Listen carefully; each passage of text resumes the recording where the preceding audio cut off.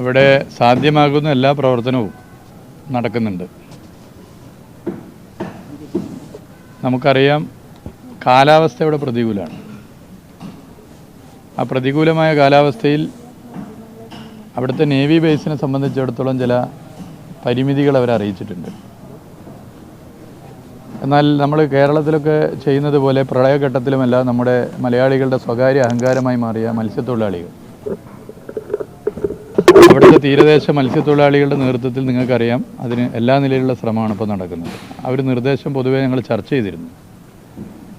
അപ്പം അതിൻ്റെ ഭാഗമായി ഇപ്പോൾ നടന്നുകൊണ്ടിരിക്കുന്ന ഇടപെടലുകൾ നിങ്ങൾക്കറിയാവുന്നതാണ്. എന്നാൽ നമ്മുടെ രാജ്യത്ത് ഇതിനും അപ്പുറത്തേക്കുള്ള രക്ഷാദൗത്യ സാധ്യതകൾ മറ്റെന്തെങ്കിലും ഉണ്ടെങ്കിൽ അത് ഉപയോഗപ്പെടുത്തണം. ഇപ്പോൾ ഉദാഹരണത്തിന് നേവി ബേസ് ഇതിലും വിപുലീകരിക്കപ്പെട്ടതും ശക്തമായതുമായ സംവിധാനങ്ങൾ രാജ്യത്തിൻ്റെ വിവിധ ഭാഗങ്ങളിലുണ്ട്. അതായത് അവിടുത്തെ നേവി ബേസിനേക്കാൾ, അവിടുത്തെ നേവൽ ബേസിനേക്കാൾ സാധ്യതയുള്ള ഇടങ്ങളിൽ നിന്നും ഡൈവേഴ്സിനെ കൊണ്ടുവരാനോ അതല്ലെങ്കിൽ മറ്റെന്തെങ്കിലും സംവിധാനം ഉപയോഗപ്പെടുത്തി ഇടപെടാനോ പറ്റുമോ എന്നുള്ളത് പരിശോധിക്കണമെന്നുള്ളതാണ് സർക്കാരിൻ്റെ നിലപാട്.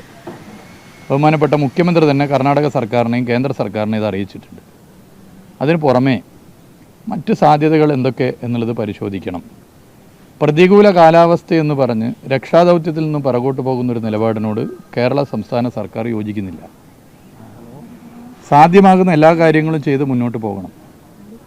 അവിടെ ഇപ്പോൾ എടുത്ത തീരുമാനങ്ങൾ ചിലത് നടപ്പിലാക്കുന്നതിൽ പിറകോട്ട് പോകുന്ന സ്ഥിതി ഉണ്ടായിട്ടുണ്ട്. അത്തരം കാര്യങ്ങൾ നമ്മൾ തന്നെ ഇരുന്ന് യോഗത്തിലെടുത്ത തീരുമാനങ്ങൾ പലതും പിറകോട്ട് പോകുന്ന സ്ഥിതി ഒരിക്കലും അംഗീകരിക്കാൻ പറ്റില്ല എന്നുള്ള ഞങ്ങളുടെ അഭിപ്രായം അറിയിച്ചിട്ടുണ്ട്. ഞങ്ങളെ സംബന്ധിച്ചിടത്തോളം അഭിപ്രായം അറിയിക്കുക എന്നുള്ളതാണ് പ്രധാനം. അവിടെ ഭരിക്കുന്നത് മറ്റൊരു സ്റ്റേറ്റ് ഗവൺമെൻറ്റാണ്. ഇനി കേന്ദ്ര സർക്കാരുമായി ബന്ധപ്പെട്ട കാര്യങ്ങൾ ചെയ്യേണ്ടത് കേന്ദ്ര സർക്കാരാണ്. ഇതുവരെയും എല്ലാവരും ഒരു ടീമായി നിന്നുകൊണ്ടാണ് കാര്യങ്ങൾ ചെയ്യുന്നത്.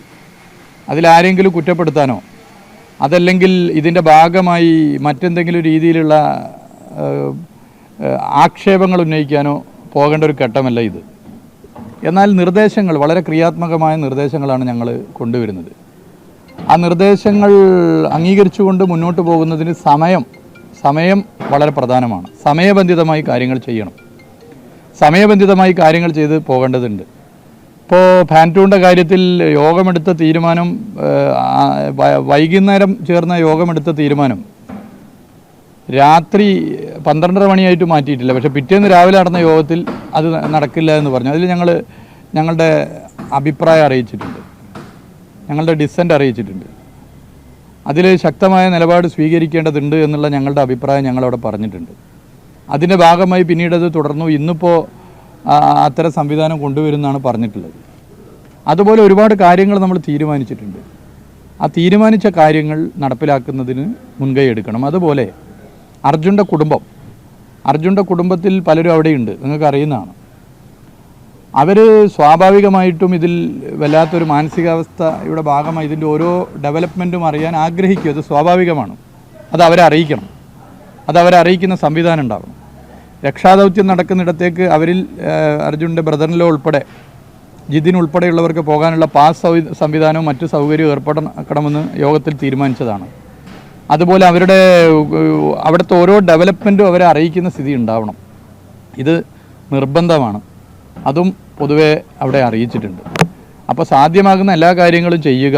രക്ഷാദൗത്യത്തിൽ നിന്നും പിറകോട്ട് പോകാതെ ഈ പ്രതികൂല കാലാവസ്ഥയിൽ നിന്ന് പരിമിതിയിൽ നിന്നുകൊണ്ട് ചെയ്യാൻ പറ്റുന്നതൊക്കെ ചെയ്യുക.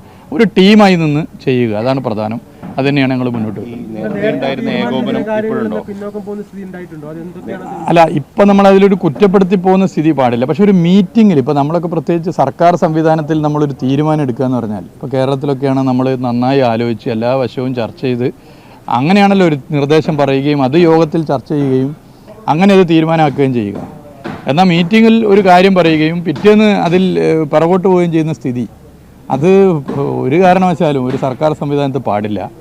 അത് അത് അറിയിച്ചിട്ടുണ്ട്. ഞങ്ങൾ ആ കാര്യം കൃത്യമായിട്ട് അറിയിച്ചിട്ടുണ്ട്. അതുപോലെ തന്നെ ഇപ്പോൾ ഞങ്ങളൊരു ടീം അവിടെ ക്യാമ്പ് ചെയ്യുന്നുണ്ട്. ഞങ്ങൾ ഷിഫ്റ്റായി തന്നെ ആളുകൾ മാറി നിൽക്കുന്നുണ്ട്. ഇപ്പോൾ മന്ത്രി അവിടെയുണ്ട്, പുതിയ 2 MLA മാർ ശ്രീ വിജിനും ശ്രീ രാജഗോപാലും അവിടെ ഉണ്ട്, മന്ത്രി AK ശശീന്ദ്രൻ അവിടെയുണ്ട്. നേരത്തെ ശ്രീ അഷ്റഫ് അതിൻ്റെ അടുത്ത് നമ്മുടെ മഞ്ചേശ്വരമാണ്, അദ്ദേഹമുണ്ട്. അതുപോലെ നമ്മുടെ സച്ചിൻ ദേവും ലിൻഡോയും അവിടെ പൂർണ്ണമായിട്ട് കുറേ ദിവസം ഉണ്ടായിരുന്നു. അതുപോലെ കർണാടകയിലെ ഉത്തരവാദിത്തപ്പെട്ടവരവിടെ ക്യാമ്പ് ചെയ്യണം. കർണാടകയിലെ മന്ത്രിസഭയിലെ തന്നെ ഉത്തരവാദിത്തപ്പെട്ട ആരെങ്കിലും അവിടെ ക്യാമ്പ് ചെയ്യണം. ഇപ്പോൾ ഇത് കേരളത്തിലാണെങ്കിൽ ഒരു ഗവൺമെൻറ്റിൻ്റെ പ്രതിനിധിയായ ഒരു മന്ത്രി അവിടെ പൂർണ്ണമായിട്ട് ഉണ്ടാവില്ലേ? നിങ്ങളിവിടെ ഏത് പ്രതിസന്ധിയുള്ള ഘട്ടത്തിലും തീർച്ചയായിട്ടും ക്യാമ്പ് ചെയ്യുന്ന ഒരു നില ഉണ്ടായിട്ടില്ലേ? നിങ്ങൾ നോക്കൂ, നമ്മൾ എന്തൊക്കെ ചർച്ച ചെയ്യാറുണ്ട്. നിപ്പ വന്നപ്പോൾ, ഓക്കി വന്നപ്പോൾ, പ്രളയം വന്നപ്പോൾ, കോവിഡ് വന്നപ്പോൾ, അല്ലെങ്കിൽ മറ്റെന്തെങ്കിലും കാര്യം വരുമ്പോൾ നമ്മുടെ ഒരു ഉത്തരവാദിത്തപ്പെട്ട ആളുകൾ അവിടെ ക്യാമ്പ് ചെയ്യണം. ഒന്ന് വന്ന് സന്ദർശിച്ച് പോലല്ല, ദിവസങ്ങൾ ഇപ്പോൾ മറ്റെല്ലാ പരിപാടിയും ഒഴിവാക്കി കുറേ ദിവസം നിൽക്കണം എന്നല്ല, ഷിഫ്റ്റ് സമ്പ്രദായം ഏർപ്പാടാക്കി ക്യാമ്പ് ചെയ്യണം. ക്യാമ്പ് ചെയ്ത് അതിൻ്റെ നേതൃത്വം കൊടുക്കണം. ഒരു ജില്ലാ കലക്ടർ മാത്രം അതിന് നേതൃത്വമായി മാറുന്ന സ്ഥിതി ഉണ്ടാവരുത്. അവിടുത്തെ സ്ഥല MLA ഉണ്ട്, പക്ഷേ ഒരു സ്ഥല MLAക്ക് അതിന് പല പരിമിതികളും ഉണ്ടാകും. അപ്പോൾ ക്യാമ്പ് ചെയ്യാൻ അവിടെ ഉത്തരവാദിത്തപ്പെട്ട ഏതെങ്കിലും ഒരു സംസ്ഥാന ഗവൺമെൻറ്റിൻ്റെ ഒരു മന്ത്രി ആരെങ്കിലും ഉണ്ടാകുന്നത് നല്ലതാണ്. എന്നിട്ട് ആ മന്ത്രി ഒരു 2 ദിവസം കഴിഞ്ഞ് അല്ലെങ്കിൽ 3 ദിവസം കഴിഞ്ഞ് പോകുമ്പോൾ വേറൊരാൾ അവിടെ വന്ന് നിൽക്കുന്നത് നല്ലതാണ്. ആ ഒരു സ്ഥിതിയാണ് പൊതുവെ ഉണ്ടാകേണ്ടത്. അവിടെ കാര്യങ്ങൾ ചെയ്യേണ്ടത് സംസ്ഥാന ഗവൺമെൻറ്റാണ്. കേരളത്തിലെ ഗവൺമെൻറ്റിൻ്റെ പ്രതിനിധികളായ ഞങ്ങൾക്കോ അല്ലെങ്കിൽ മറ്റ് ജനപ്രതിനിധികൾക്കോ ഒന്നും അവിടെ പോയി നിന്ന് കാര്യങ്ങൾ നിർദ്ദേശിച്ച് നടപ്പിലാക്കാനുള്ള ഭരണഘടനാപരമായ റൈറ്റ് ഇല്ല എന്നുള്ളത് നമുക്കറിയാം. ഞങ്ങൾ ആദ്യ കുറേ ദിവസങ്ങളിൽ തീർച്ചയായിട്ടും അവർ ചെയ്യുന്ന കാര്യങ്ങൾ എല്ലാ ദിവസവും കോർഡിനേറ്റ് ചെയ്ത് മുന്നോട്ട്. പക്ഷേ ദിവസം കുറേ നീണ്ടപ്പോൾ സ്വാഭാവികമായും മന്ത്രിമാരെന്നുള്ള നിലയിൽ ഞങ്ങൾ അവിടെ പോകേണ്ട സ്ഥിതി ഉണ്ടായിട്ടുണ്ട്. അങ്ങനെയാണ് പോയിട്ടുള്ളത്. അപ്പോൾ ഇത്തരം കാര്യങ്ങൾ കൂടി ഒന്ന് ശ്രദ്ധിക്കണം എന്നുള്ളതാണ് ഞങ്ങളുടെ സൈബർ ആക്രമണം വളരെ ഗുരുതരമായ പ്രശ്നമാണ്. ഞങ്ങളെ വീട്ടിൽ പോയ ഘട്ടത്തിൽ തന്നെ അവിടെ പലരും ശ്രദ്ധപ്പെടുത്തി. അന്ന് തന്നെ കമ്മീഷണറുമായി ചർച്ച ചെയ്തിരുന്നു.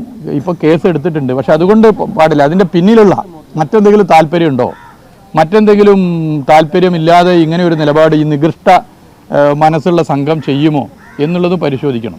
അതിൻ്റെ എല്ലാ കാര്യങ്ങളും പരിശോധിച്ച് വേരോടുകൂടി അത് കണ്ടെത്തി അതിനെതിരെ ശക്തമായ നിലപാട് സ്വീകരിക്കും.